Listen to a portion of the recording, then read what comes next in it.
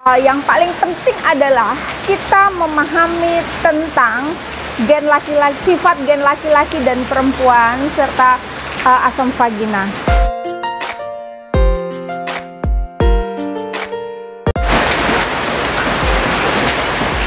Halo teman-teman, assalamualaikum warahmatullahi wabarakatuh. Bertemu dengan saya Bidantri. Hari ini aku lagi ada di depan rumah ini, kasih makan ikan. Hujan, hari Minggu mau jalan. Oh ya teman-teman, aku ini orang Kalimantan Timur ya. Maksudnya orang Jogja. Cuman kebetulan aku tinggal di Kalimantan Timur. Kemarin tuh kan banyak yang nanyain aku tuh, ibu tuh di mana? Saya mau ketemu sama ibu gitu. Terus saya tanya, ibu ada di mana? Dia bilang di Jawa Barat, di Bandung, di mana Kalimantan Selatan, di Sumatera. Jadi sebenarnya aku tuh ya ada di Samboja. Alamatku tuh di Samboja, Kalimantan Timur, deket calon ibu kota. Aku bekerja di Puskesmas Sungai Merdeka, dan sebelum aku bekerja di Puskesmas Sungai Merdeka, aku pernah bekerja di Hulu, di Muara Muntai selama 1 tahun saja. Karena menikah, saya pindah di Puskesmas Sungai Merdeka. Oh ya teman-teman, hari ini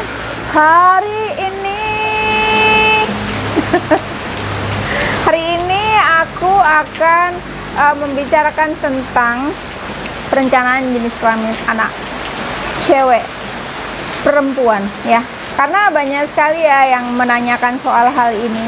Ibu, makanannya apa dong untuk bisa mendapatkan anak perempuan? Ibu, bolehkah makan ini, bolehkah makan itu gitu. Banyak sekali pertanyaan yang menyatakan tentang, yang menanyakan tentang bagaimana cara merencanakan anak perempuan. Oke teman-teman, jadi kalau menurut saya itu untuk merencanakan anak perempuan itu yang paling penting selain upaya-upaya yang lain. Kalau upaya-upaya yang lain itu saya anggap upaya tambahan ya. Tapi yang paling penting adalah kita memahami tentang gen laki-laki, sifat gen laki-laki dan perempuan serta asam vagina. Begitu. Nah, kita mulai dulu dari gen laki-laki dan perempuan. Gen laki-laki dan perempuan itu disebut gen X dan Y. Gen X-nya adalah laki-laki dan gen Y-nya adalah perempuan. Nah, yang membawa adalah sperma ya, sperma. Jadi yang diturunkan dari laki-laki melalui sperma. Di sperma itu ada gen X dan Y, gen perempuan dan laki-laki. Sementara si istri atau perempuan itu hanya sebagai wadah atau tempatnya saja ya, tempatnya saja untuk berkembang janin. Tapi ya harus bertemu. Jadi kalau misalnya mau memiliki anak perempuan, kita ketahui dulu sifatnya. Jadi sifat gen X itu laki-laki atau perempuan ya? Jadi lupa. Oke, bahasanya gini aja. Ini gara-gara di video jadi blank ini.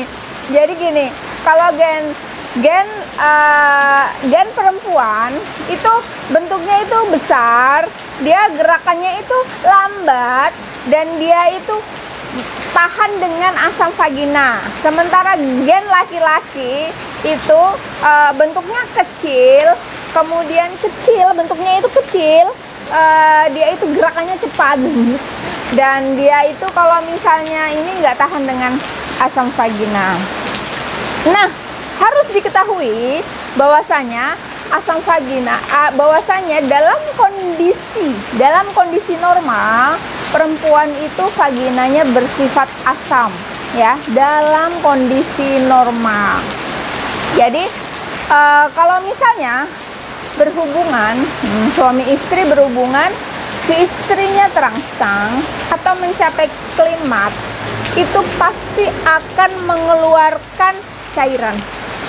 Pasti itu di vaginanya akan mengeluarkan cairan yang akan merubah sifat asam itu menjadi basah begitu. Nah, tadi sehubungan dengan bahwasanya gen perempuan itu tahan dengan asam vagina dan gen laki-laki tidak tahan dengan asam vagina, artinya kalau mau anak perempuan ya si laki-lakinya ya si perempuannya tidak boleh terangsang ya. Idenya sudah masuk betul belum? Ah, sudah. Oke, terus kalau misalnya ada yang menanyakan, Bu, makanan Bu ini dicebok dengan air cuka boleh tidak gitu, dan apakah itu benar? Benar, itu adalah hal-hal yang menunjang. Tapi yang paling penting saya ingin ibu-ibu tuh tahu dasarnya itu dulu. Dasarnya bahwasanya kalau mau anak sifatnya sel gen laki-laki dan perempuan itu seperti itu, dan kondisi kita adalah yang paling normal itu dalam kondisi asam.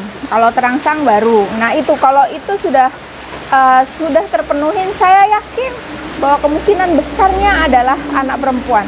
Saya dulu tahun berapa itu punya bukunya, itu tentang dalam metode Islam ya, dalam metode agama Islamnya itu bahasanya seperti ini. Tapi mohon maaf karena ini kutipan lama, dan saya juga kemarin saya mencoba mencari kutipan bahasanya gimana sih secara hadisnya itu, saya nggak menemukan. Tapi di situ itu kalau kita dalam konteks belajar agama Islam itu dia menyatakan begini, kalau misalnya si perempuannya itu keluar air mazi, insya Allah yang terjadi adalah laki-laki. Tapi kalau tidak keluar, insya Allah yang terjadi adalah perempuan. Ya, artinya sama aja ya. Kalau perempuannya klimaks berarti asam vaginanya itu berubah menjadi basah ya.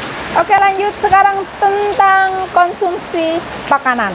Nah, yang paling penting itu aja dulu.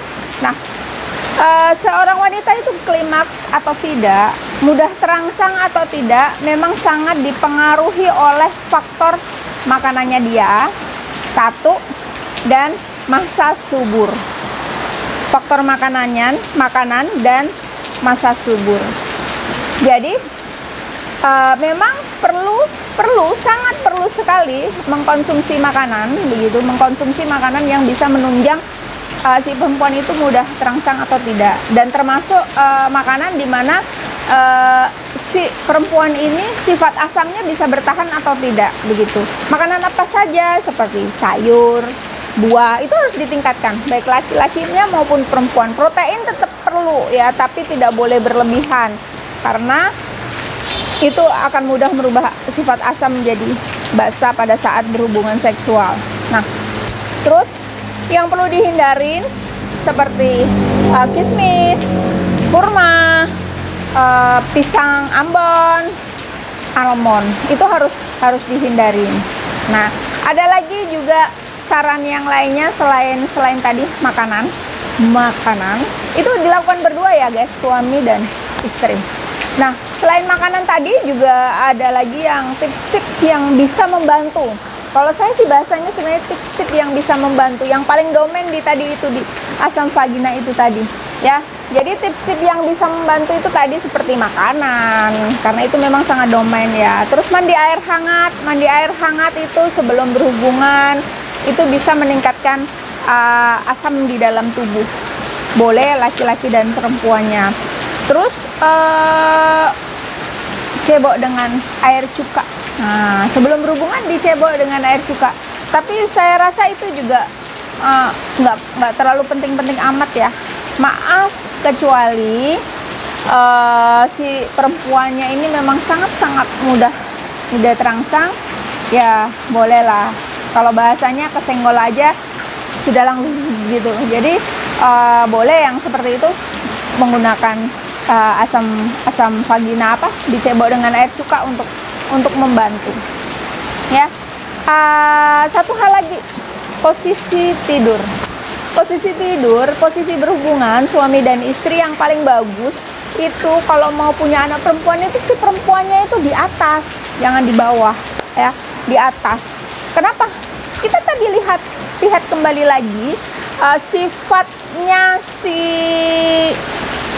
gen perempuan. Gen perempuan tadi itu kan lambat ya, lambat.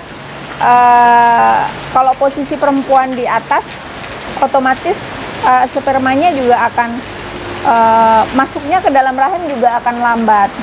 Nah, otomatis itu juga melemahkan sel laki-lakinya.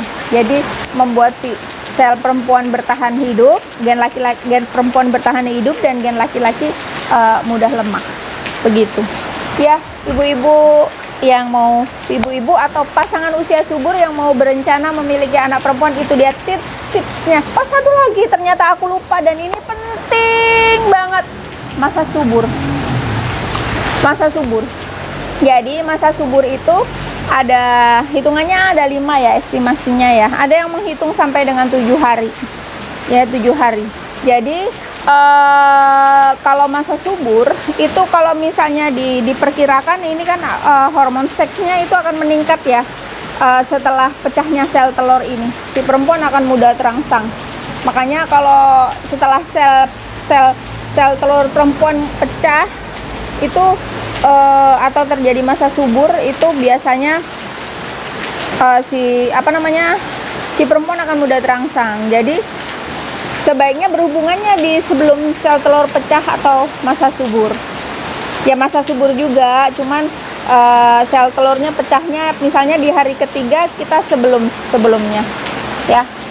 Jadi 3 hari sebelum ini masa ovulasi itu bagus berhubungannya bagus untuk mendapatkan anak perempuan ya, begitu. Nah, masa subur ini memang agak sulit ya, agak sulit sekali dihitung, kecuali menstruasinya teratur ya, selisihnya sehari atau 2 hari aja. Tapi kalau tidak teratur ini sangat sulit sekali. Jadi kalau memang tidak masa suburnya menstruasinya tidak teratur, ya sebaiknya diupayakan dengan cara yang pertama itu tadi, dan itu sudah insya Allah cukup manjur begitu. Dan jangan lupa teman-teman berdoa, minta sama yang di atas, minta sama Allah, minta sama sesuai dengan kepercayaannya masing-masing, karena tugas kita ini kan berusaha, yang menentukan yang di atas Allah, begitu. Sekian dulu dari saya. Wassalamualaikum warahmatullahi wabarakatuh. Dadah.